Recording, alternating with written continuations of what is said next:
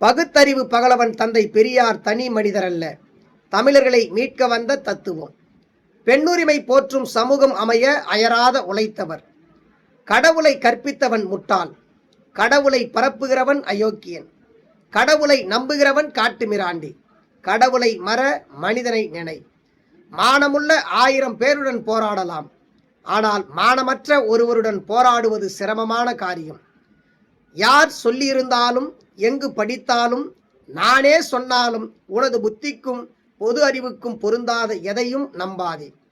ஆதிக்கம் தன் எதிரி என்று முழங்கி ஒடுக்கப்பட்டோரின் குரலாய் ஒலித்த ஈரோட்டு பகலவன் தந்தை பெரியார் அவர்களுடைய கருத்துக்கள் இன்றைக்கு உலக அளவில் ஏற்றுக்கொள்ளப்பட்டிருக்கிறது. அவர் உலகளவில் இன்றைக்கு அங்கீகரிக்கப்பட்டிருப்பது தமிழ்நாட்டுக்கு கிடைத்த மிகப்பெரிய பெருமை.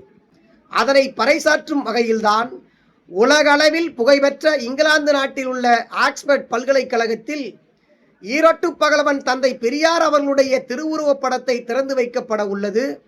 அந்த மாபெரும் நிகழ்வினை தந்தை பெரியாராக, பேரறிஞர் பெருந்தகை அண்ணாவாக, முத்தமிழ் அறிஞர், தமிழினத்தினுடைய தலைவர் டாக்டர் கலைஞர் அவர்களுடைய மறு உருவமாக இன்றைக்கு சமூக நீதியை பாதுகாக்க, சமத்துவத்தை நிலைநாட்ட, இந்தியாவிற்கே திசைகாட்டியாக இன்றைக்கு ஆட்சி நடத்தி கொண்டிருக்கின்ற முத்துவேல் கருணாநிதி ஸ்டாலின் என்கின்ற அந்த மகத்தான தலைவர் ஆக்ஸ்போர்ட் பல்கலைக்கழகத்தில் தந்தை பெரியார் அவர்களுடைய திருவுருவப் படத்தை திறந்து வைக்க இருக்கிறார் என்கின்ற இந்த செய்தி ஒரு மிகப்பெரிய மகிழ்ச்சியை அளித்திருக்கிறது.